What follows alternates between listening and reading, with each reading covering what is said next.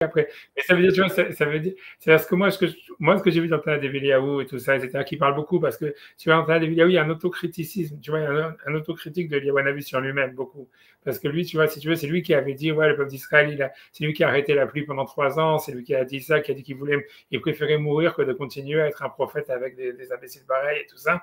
Et c'est comme ça que ça se termine, tu vois, ça veut dire, c'est pour ça qu'il y a même, comment il s'appelle, je sais plus qui c'est qui a écrit un opéra justement, c'est un des trucs les plus. Je sais plus je sais plus c'est un auteur allemand qui a fait un opéra sur Eliyahu, je sais pas quoi, quand sur cette prière qui demande à Hachem de prendre sa neshama parce qu'il n'en peut plus de voir les Juifs, tu vois, etc. Et que Hachem lui dit, ok, c'est pour ça que tu vas prendre Elisha, il va prendre ta suite. Et c'est comme ça qu'il monte dans le ciel et tout ça. Mais c'est-à-dire que l'idée, tu vois, et donc après ça, c'est pour ça qu'on dit que Eliyahu est obligé de venir à tous les Brit Mila, parce que lui, il dit qu'en fait, c'est lui qui avait dit que les Bnei Israël, à son époque, ils avaient complètement abandonné le judaïsme et les tribus. Ils faisaient plus la Brit Mila, ils faisaient tout, ils faisaient le culte du Baal et compagnie. Et ça veut dire, mais en fait, donc lui, il dit, et Hachem, il engueule en disant, voilà, moi, je t'ai donné, ça veut dire ça pour que tu fasses des tuilotes pour eux. Et on voit, tu vois, et si tu veux, Eliyahu Navi, c'est le prophète, si tu veux, où tu as aussi le plus compliqué, parce que c'est lui, en même temps, tu vois, qui essaye de ramener le peuple, qui fait toute l'histoire avec le Baal, avec les 2 montagnes sur le mont Carmel, etc. Mais il n'arrive pas, tu vois, ça veut dire quelque chose. Mais ce que je veux dire pour dire en 2 mots, donc c'est pour ça le Tana Deviliaou en lui-même, que c'est un livre que, tu vois, en fait, c'est Eliyahu Navi qui s'est dévoilé en Chalom, à Ravanan, à des Amoraïm et tout ça. Il y a beaucoup, c'est un super, on sent comme c'est comme si Eliyahu Navi faisait sa psychanalyse, si tu veux. Et quand tu regardes, et qu'en fait, le principal de sa psychanalyse, c'est par rapport à ça, et que, en fait, l'idée, c'est que, tu vois, c'est que ce qu'on voit, moi, ce que j'ai compris, moi, ce qui se dégage quand tu vois, quand je dis ça à chaque fois, c'est que il faut être conscient des défauts des Juifs, etc. Maintenant, il faut être aussi, l'idée, c'est que, après ça, c'est Hachem qui les a fait comme ça. Tu vois, moi, sur ce coup-là, si tu veux, c'est pas, si tu veux, voilà, moi, je vais te dire, je vais t'expliquer, tu vois, pour revenir sur les Lubavitch un peu, parce que c'est dans le Tanya, il y a ça, il y a l'histoire il y a des tzadikim, il y a des bénonymes, tu vois, dans le Tanya, lui, il pense, tu vois, les Lubavitch, ils pensent, tu vois, qu'un tzadik, il est né tzadik.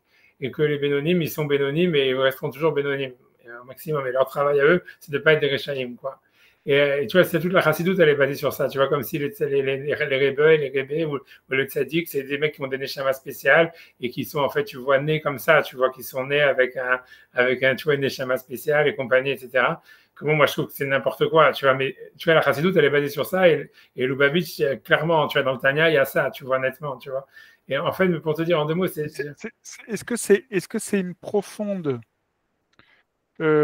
relation ontologique à ce que c'est que l'homme, ou est-ce que c'est dans un effort pédagogique de simplification des choses et parce que vous comprenez, moi je sais, on a entendu plein de fois des Lubavitch qui disent effectivement euh, dans le monde, il y a des actions qui sont des actions bienfaitrices, des actions qui sont destructrices et des actions qui sont neutres et qui peuvent être soit amenées vers du Citra des Tova ou Citra des Hara. Ouais. Et tu vois, parce que moi, ce que je peux revenir, c'est parce que j'ai envie de finir ce que je dis, parce que tu vois, lui, tu vois, dans le Tanya, toute cette histoire, cette distinction entre les tzadikim, les bénonim et tout ça, elle est basée sur une braïta, sur une gemara. Et quand tu regardes dans la gemara, qu'est-ce qu'il y a marqué? Il y a marqué comme ça. Il y a marqué, la gemara, elle dit en fait, tzadikim, yetzeratov, shoftan. C'est-à-dire, les tzadikim, ils sont jugés par leur yetzeratov. Et bénonim, zevazé, shoftan. Rechaim, yetzerara, shoftan. Les rechaim, ils sont jugés par leur yetzerara. Et les Bénonim, Zévazé, Shaftan, ils sont jugés par les deux. Et tu vois, donc, lui, si tu veux, ça veut dire dans le Tanya et compagnie, les Lubavitch. Ça veut dire quoi, Shoftan? Qu'est-ce que ça veut dire, ils sont jugés pas exactement, qu'est-ce que ça veut dire, Shaftan? Tu vois, le Tanya, moi, je t'explique comment, je ne vais pas dire comment est-ce que lui, il explique, comment les Chassidim, ils expliquent. Moi, je t'explique comment moi, je comprends.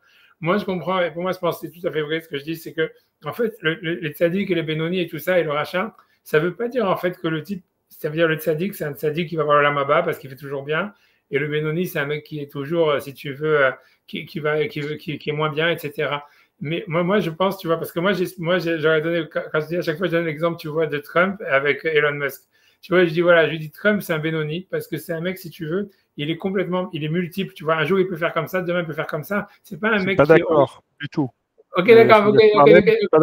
Ok, bon, l'exemple est vraiment. Je donne un mauvais exemple. Mais ce que je veux dire, c'est qu'il y a des gens, si tu veux, il y a des gens, ils sont pas dogmatiques, si tu veux, et ils sont pas, ça veut dire, leur manière d'être, elle est en fait, si tu veux, contradictoire. Et ça les dérange pas d'être contradictoires dans ce qu'ils font. Et ça, moi, je pensais ça, la nefesh de Benoni, et c'est vrai que la majorité des juifs, ils sont comme ça. Et si tu vois, c'est pour ça qu'en fait, tu vois, moi, pour moi, c'est la différence, tu vois, entre Yosef et ses frères. Ça veut pas, tu vois, ça veut dire que Yosef, c'est un mec super dogmatique. Il a un rêve, il dit, voilà, je veux être roi. Et il le raconte à tout le monde. Et puis, il faut que tout le monde se prosterne à lui. C'est ça sa névoie. Et c'est ce qu'il veut faire. Et en fait, il vit que ça. Il peut aller en prison, il peut aller n'importe quoi, machin, blablabla. Il reste droit. Ça veut dire, c'est pour ça qu'on dit tzaddik qui est de là. Mais si tu es dans la Kabbalah, le Vav, c'est considéré comme, tu vois, c'est la lettre qui représente le tzaddik et tout. Ça veut dire, c'est quelqu'un, en fait, qui est complètement, il est uni, il a besoin de vivre avec une ligne direction, quelque chose d'unidirectionnel. Et c'est lié si tu veux, à la sexualité masculine, etc. Mais ça veut dire, grosso modo, ça veut dire que c'est parce que les femmes, elles ne sont pas comme ça en général. Mais ça veut dire, et ça, en réalité, tu vois, c'est le tzaddikim. C'est ça ce que l'agma, elle veut dire. Ça ne veut pas dire que le tzaddik, c'est des gens qui ont besoin, ça veut dire, ils se jugent par rapport à quelque chose, par une droiture. Et pour eux, en fait, la contradiction, elle est difficile. Ça veut dire qu'ils en sont conscients, etc. Mais ils ont, comme si tu veux, ils cherchent en fait à la minimiser au maximum par rapport, tu vois, pour donner une cohérence linéaire à leur vie, quoi. Et ça, moi, je pense que c'est ça le tzaddik. Et les Bénonim, ça veut pas dire qu'il y a des tzaddikim qui sont des Rechaïm. Tu vois, c'est possible que Hitler, si tu veux, c'était un tzaddik, si tu veux, dans ce sens-là. Ça veut dire qu'il est dogmatique et il avait, si tu veux, une droit. Et c'est pour ça que, tu vois, il faut, tu vois, moi, je pense que quand l'Agma, elle parle de tzaddik et rachat et tout ça, elle parle pas du jugement, elle parle pas de qui a olamaba, qui a pas olamaba, qui a truc. Elle parle de type de personnalité. Pourquoi, et tu vois ce que je veux dire, et tu vois, et ça veut dire, et pour moi, ce que ça veut dire, puisque tu vois, et le Bénonim, c'est des gens, tu vois, qui sont comme ça, ils ont moins besoin d'une ligne directrice, ils sont beaucoup plus, tu vois, ça veut dire, ils assument beaucoup plus des contradictions et ils peuvent être un jour comme ça, un jour comme ça, un jour comme ça. Et tu vois, je pense que les frères de Yosef, par exemple, tu vois, Yehuda, il était comme ça, si tu veux, tu vois, il pouvait faire ci. Alors, Musk, c'est un tzaddik? Ouais, c'est ce que je dis, parce que Musk, pour l'exemple que je veux dire, c'est un mec qui est beaucoup plus dogmatique, tu vois, ça veut dire c'est un mec qui a Aspargus et tout ça. Tous ces mecs-là, tu vois, ça veut dire, ils vivent que, tu vois, sur des. C'est exactement ce qu'il veut. Voilà, exactement, c'est ce qu'il veut, et voilà, il ne va pas à droite à gauche. Voilà, c'est ça. Tu vois que si tu veux, Trump, il est plus artistique. Je pense que Trump, il est plus. Ouais, il est pluriel, il est comme ça.